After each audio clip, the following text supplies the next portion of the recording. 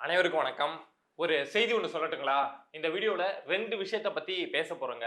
ஒண்ணு என்ன அப்டின்னா, காங்கிரஸ் கட்சி வந்து தாவேக்கா கிட்ட இருந்து அந்த ராஜ்யசபா சீட் வேணும் அப்டின்னு சொல்லிட்டு இன்னைக்கு ஃபுல்லா விஜய மீட் பண்றது, அது மாரியான விஷயங்கள செஞ்சுட்டு இருக்காங்க. காலியாகிறது ஒரே ஒரு ராஜ்யசபா சீட்டு தான். அதுவும் அவங்களுக்கு வேணும் அப்டின்னு சொல்லி கேட்டுட்டு இருக்காங்க.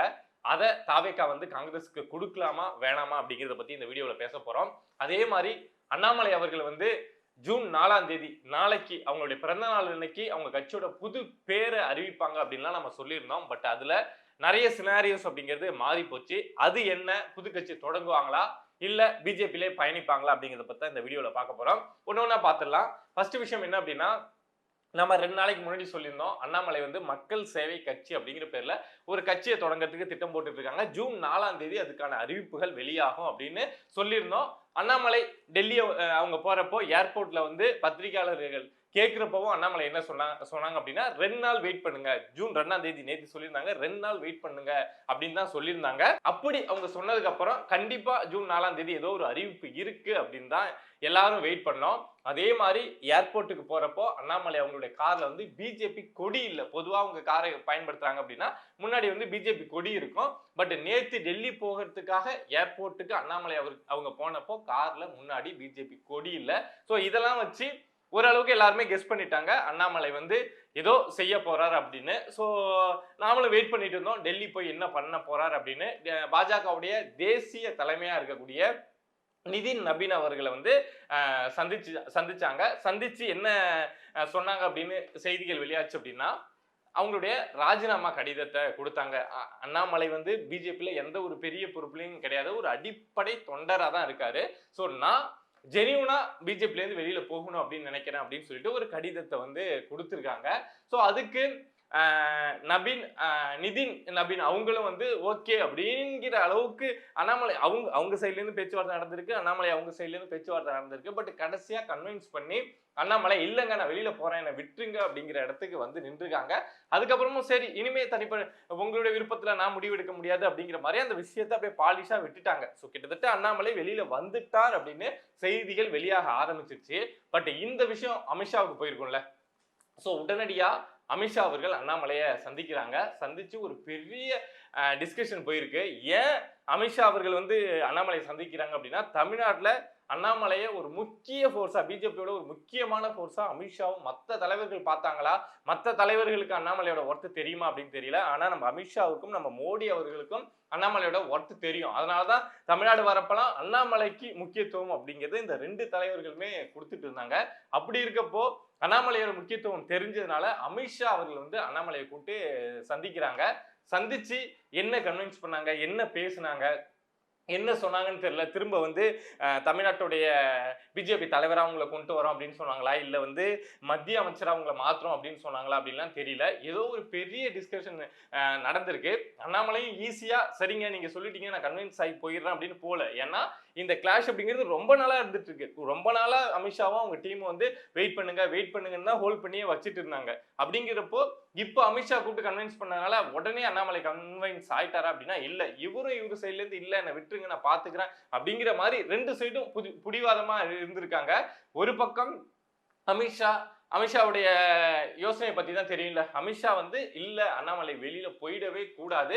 போயிட்டா தமிழ்நாட்டுல பிஜேபி அப்படிங்கிற ஒரு விஷயம் இனிமே இல்லாம போயிடும். இவ்வளவு நாள் பாடுபட்டு ஒரு இடத்துக்கு வந்து ஒரு ஓட் ஷேர் வாங்கி வச்சிருக்காங்கல்ல. சோ அது இல்லாம போயிடும் அப்படிங்கிறதுனால அண்ணாமலையை உள்ள வச்சே ஆகணும் அப்படின்னு சொல்லிட்டு அமித்ஷா அவர்கள் பெரிய போராட்டம் அப்படிங்கிறது அண்ணாமலை கூட நடத்தியிருக்காங்க.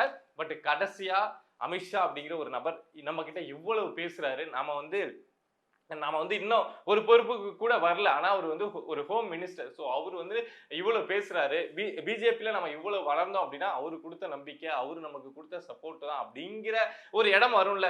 ஒரு பெரிய மனுஷன் நம்ம கிட்ட வந்து பேசிக்கிட்டே இருக்கப்போ இல்லங்க நம்ம வேணாம்னு சொல்றோம். பட் அவர் வந்து இல்லங்க இது இப்படிங்க அது அப்படிங்க நான் உங்களுக்கு இது பண்றேங்க அப்படின்னு சொல்றப்போ நம்மளுக்கு என்னடா ஒரு பெரிய மனுஷனை கெஞ்ச விடுறோம் அப்படிங்கிற ஒரு எண்ணம் வரும்ல. சோ அத மாதிரி ஒரு இடத்துக்கு அண்ணாமலை வந்து ஒரு தர்ம சங்கடமான இடத்துக்கு கொண்டு வந்து கொஞ்ச நாள் வெயிட் பண்ணுங்க அப்படின்னு சொல்லி அண்ணாமலையோட பிளானை அமித்ஷா வந்து ஹோல்ட் பண்ணி வச்சுட்டார் அப்படின்னு சொல்றாங்க.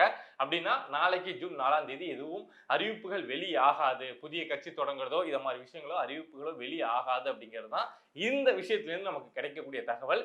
இந்த அமித்ஷா, அண்ணாமலை இவங்களுடைய மீட்டிங்கை தொடர்ந்து நயினார் நாகேந்திரன் வந்து டெல்லி போயிருக்காரு. ஸோ டெல்லி எதுக்காக போயிருப்பாருன்னு தெரியும். ஸோ ஒருவேளை இங்க தமிழ்நாட்டுல பிஜேபியோட தலைமை மாறுது அப்படின்னா நயினாரை மாத்திட்டு தான் திரும்ப அண்ணாமலையை கொண்டு வரணும். ஸோ அதுக்கு நயினார் கோச்சிக்காம இருக்கணும்ல. ஸோ அதுக்கு ஒரு பேச்சுவார்த்தை நடக்கிறதுக்காக கூட இருக்கலாம். இல்லைன்னா அவர்கிட்ட கலந்து ஆலோசிச்சுட்டு ஒரு டிஸ்கஷன் முடிச்சுட்டு அண்ணாமலைக்கு மத்திய அமைச்சர் பதவி கொடுக்குற ஒரு விஷயமாவும் இருக்கலாம். இதுதான் நடக்க போகுது. நாளைக்கு எனக்கு தெரிஞ்சு ஒரு பெரிய அறிவிப்பு அப்படிங்கிறது அண்ணாமலை கிட்ட இருந்து நம்ம 2 நாளைக்கு முன்னாடி சொல்லியிருந்தோம்ல, புது கட்சி தொடங்குவதற்கான வாய்ப்பு உண்டு அப்படின்னு. அது நடக்காது அப்படின்னு நினைக்கிறேன். இதுல வந்து என்னுடைய பாயிண்ட் ஆஃப் வியூ என்ன அப்படின்னா, அண்ணாமலை பிஜேபியில் இருக்கிறது அண்ணாமலைக்கு லாபம். சாரி, பிஜேபிக்கு லாபம். பிஜேபி அதை தான் விரும்புறாங்க. அண்ணாமலை மாதிரியான ஒரு நபர் தமிழ்நாட்டில் இருந்தால் மட்டும்தான் பிஜேபியை வளர்த்தெடுக்க முடியும் அப்படின்னு நம்புறாங்க. ஸோ பிஜேபியில் அண்ணாமலை இருக்கிறது பிஜேபிக்கு 100% லாபம் தான். ஆனா அண்ணாமலை வந்து தனிப்பட்ட முறையில இப்போ இங்க வந்து ஒரு பெரிய எமர்ஜி ஆகணும், பெரிய ஒரு ஹீரோவா மாறணும், ஒரு யூத் ஃபோர்ஸா மாறணும் அப்படின்னா தனி கட்சி தொடங்கினார் அப்படின்னா பிஜேபியில இருந்தா அவருக்கு மத்திய அமைச்சர் பதவி கிடைக்கும், இந்தியா முழுக்க அவருக்கு புகழ் இருக்கும், அதெல்லாம் நமக்கு மாற்றுக்கிறது கிடையாது. ஆனா தனி கட்சி தொடங்கினார் அப்படின்னா இங்க வந்து ஒரு பெரிய ஃபோர்ஸா உருவாகலாம். இப்ப எப்படி விஜய் வந்து ஒரு பெரிய ஃபோர்ஸா உருவாகினாங்க. ஸோ அப்படி இருக்கப்போ ஆல்டர்னேட் அப்படின்னு தேடுறப்போ இப்போ மக்களுக்கு இருக்கக்கூடிய ஆப்ஷன்னா திரும்ப டிஎம்கே, திரும்ப ஏடிஎம்கே, இதை மாதிரி தான் போகுது. ஆனா இவங்க இல்லாம அண்ணாமலை ஒரு தனி கட்சி தொடங்கி ஒரு யூத் ஃபோர்ஸா வந்தாங்க அப்படின்னா நாளைக்கு மக்கள் வந்து தமிழக வெற்றி கழகத்தை வெறுக்க ஆரம்பிக்கிறாங்க, இந்த ஆட்சி சரியில்லை அப்படின்னு நினைக்க ஆரம்பிக்கிறாங்கன்னா டைரக்டா அவங்களோட இது வந்து டிஎம்கே ஏடிஎம்கேன்னு போகாது, அண்ணாமலை பக்கம் தான் போகும். இங்க ஒரு எக்ஸாம்பிள் சொல்றேன், இங்க ஒரு 5 வருஷம் ஆன்டி இன்கம்பன்சி தாவேக்கா மேல உருவாகுது அப்படின்னா அடுத்த சேஞ்ச் அப்படின்னு மக்கள் வந்து அண்ணாமலையை நோக்கி போவாங்க. ஸோ தனிக்கட்சி தொடங்கினார் அப்படின்னா தமிழ்நாட்டில் என்ன பொறுத்த வரைக்கும் அண்ணாமலைக்கு ஒரு பெரிய அரசியல் உண்டு. உடனடியாக சிஎம் ஆயிடுவாரா அப்படின்லாம் நமக்கு தெரியாது. அது எவ்வளவு காலம் வேணாலும் எடுக்கலாம். 5 வருஷம், 10 வருஷம், 15 வருஷம் கூட எடுக்கலாம். ஆனா ஒரு பெரிய மேஜர் ஃபோர்ஸா தமிழ்நாட்டில் மாறுவாரு அப்படின்னா அண்ணாமலை மாறுவாரு. பட் என்ன முடிவு எடுக்க வேண்டியது அப்படிங்கிறது அவருடைய கையில இருக்கு.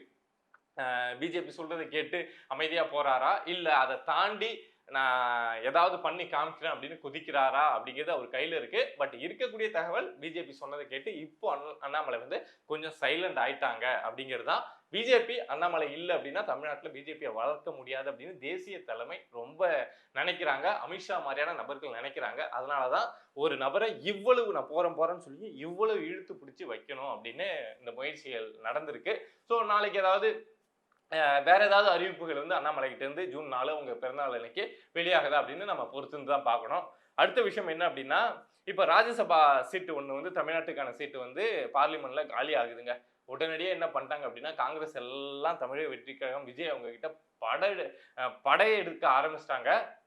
இன்னைக்கே போயிட்டு அந்த ஒரு சீட்டை எனக்கு கொடுங்க, இந்த ஒரு சீட்டை எனக்கு கொடுங்க அப்படின்னு சொல்லிட்டு காங்கிரஸ்காரங்கெல்லாம் பேச்சுவார்த்தை நடத்துறோம், கெஞ்சிரும். அது என்ன நம்ம தோனியில வேணாலும் எடுத்துக்கலாம், இதெல்லாம் செஞ்சுட்டு இருக்காங்க. பட் இது வந்து ரொம்ப மட்டமா இருக்கு, ரொம்ப அசிங்கமா இருக்கு. நீங்க திமுகவுல இருந்திருந்தா, இந்த காங்கிரஸ் திமுகவுல இருந்தா என்னத்தை பண்ணிருக்கும் சொல்லுங்க? இந்த 4 எம்எல்ஏ சீட் வச்சிருக்கா, 4 5 வச்சிருக்கா, அந்த 4 வச்சுட்டு என்ன பண்ணிருக்கோம்? சும்மா டம்மியா ஊருக்கு பேருக்கும் இருந்திருக்கும். இந்த செல்வ பெருந்தகை மாதிரி ஆளுங்க வந்து திமுக ஒருவேளை ஆட்சிக்கு வந்திருந்தா அவங்க கூட ஊழலை பண்ணிட்டு இருந்திருப்பாங்க. அவ்வளவுதான் நடந்திருக்கும். ஆனா உங்களுக்கு இருக்க 5 எம்எல்ஏவுக்கு நீங்க தாவேக்காவுக்கு வந்தீங்க, அதுல 2 அமைச்சரவை அப்படிங்கிறத கொடுத்தாங்க. அது உங்களுக்கு கொடுக்கணும் அப்படின்னா 1 தான் கொடுத்துருக்கணும். யாராவது ஒரு நபருக்கு தான் அமைச்சர் அப்படிங்கிற பதவியை கொடுத்துருக்கணும். ஆனா 2 கொடுத்தாங்க. அதுவே உங்களுக்கு அதிகபட்சம் அப்படிங்கிறப்போ இப்போ அந்த ஆசை ஆள கூடாதுன்னு சொல்லுவாங்கல்ல. ஸோ அதை மாதிரி அந்த 2 பத்தாது, அந்த 2 அமைச்சரவை சீட்டு பத்தாது அப்படின்னு சொல்லிட்டு இப்ப ராஜ்யசபா சீட்டையும் வந்து காங்கிரஸ் வந்து கேட்டு நிக்கிறாங்க. இது வந்து அவங்களுடைய அல்ப ஆசை, அளவுக்கு மீறி அவங்களுடைய ஹைட்டு, காங்கிரஸோடைய ஹைட்டு தமிழ்நாட்டில் இருக்குல்ல, அதுக்கு மீறி அவங்க ஆசைப்படுறாங்க அப்படிங்கிறது என்னுடைய எண்ணம். பட் தாவேக்கா இதை கொடுக்க கூடாது அப்படிங்கிறது என்னுடைய எண்ணம். காங்கிரஸ் வளர்த்துதான் இங்க தாவேக்கா வளரணும் அப்படிங்கிற அவசியமே கிடையாது. ஏதோ ஒரு சூழ்நிலை காரணமா 5 எம்எல்ஏ தேவைப்பட்டது, வந்தீங்க, 2 அமைச்சரவை வாங்குனீங்க, போயிடலாம் அப்படின்னு விட்டுடலாம். ஆனா ராஜ்யசபா சீட்டெல்லாம் காங்கிரஸுக்கு வந்து தாவேக்கா கொடுக்கறது வந்து ரொம்ப ஒரு தவறான முடிவா இருக்கும். தாவேக்காவுல அவங்க கட்சியில எவ்வளவோ நாளா ரசிகர் மன்றத்திலேருந்து பயணிச்சவங்க நிறைய பேர் இருக்கலாம். அவங்களுக்கு கூப்பிட்டு ரொம்ப நாளா இருக்கவங்க, ரொம்ப நாளா டிராவல் பண்றவங்க அப்படிங்கிறதுனால அவங்களுக்கு அந்த ராஜ்யசபா சீட்டை கொடுத்தா கூட ஒரு யூஸ்ஃபுல்லா இருக்கும். ஆனா காங்கிரஸுக்கு கொடுக்கறது தேவையில்லாத வேலை. பட் தாவேக்கா கொடுப்பாங்களா அப்படின்னு தெரியல. என்னை பொறுத்த வரைக்கும் தாவேக்காவும் அவ்வளோ ஈஸியா ஏமாந்து வந்து கேட்குறாங்க அப்படின்னு வந்தவங்களெல்லாம் ரிசீவ் பண்ணி கொண்டாடுற அந்த மனநிலையெல்லாம் இல்லை. கொஞ்சம் பக்குவமாக தான் யாராருக்கு எந்தெந்த இடத்த கொடுத்து நிறுத்தணுமோ, எங்கெங்க யாராருக்கு எவ்வளோ டிஸ்டன்ஸை வச்சு நிறுத்தணுமோ அப்படிதான் நிறுத்திட்டு இருக்காங்க அப்படின்னு தான் இது வரைக்கும் நான் பார்க்குறேன். அப்படி இருக்கப்போ இந்த ராஜ்யசபா சீட்டை வந்து காங்கிரஸுக்கு தூக்கி கொடுத்துட மாட்டாங்க அப்படின்னு நினைக்கிறேன். கொடுத்துடக்கூடாது. காங்கிரஸை தாவேக்கா முழுசா நம்பிடவும் கூடாது அப்படிங்கிறது தான் நம்மளுடைய எண்ணமா இருக்கு. தொடர்ந்து பேசுவோம். தமிழ்நாட்டில் இது மாதிரி நிறைய விஷயங்கள், அரசியல் சார்ந்த விஷயங்கள், சமூகம் சார்ந்த விஷயங்கள் வந்து நிறைய நடந்துகிட்டே இருக்கு. ஸோ ஒன்று ஒன்றா எடுத்து நம்ம தொடர்ச்சியா பேசிக்கிட்டே இருப்போம். இதை மாதிரி நம்மளை சுற்றி நடக்கக்கூடிய விஷயங்கள் அது எதுவாக இருந்தாலும் நீங்கள் தெரிஞ்சுக்கணும் அப்படின்னு நினைச்சீங்கன்னா மறக்காம பிரபா டாக்ஸ் சேனலை சப்ஸ்கிரைப் பண்ணி சப்போர்ட் பண்ணுங்க. நீங்க இருக்கீங்க அப்படிங்கிற நம்பிக்கையில தான் நான் இங்க உட்காந்து பல விஷயங்களை எடுத்து பேசிட்டு இருக்கேன். சப்போர்ட் பண்ணுங்க அப்படின்னு நம்புறேன். நன்றி.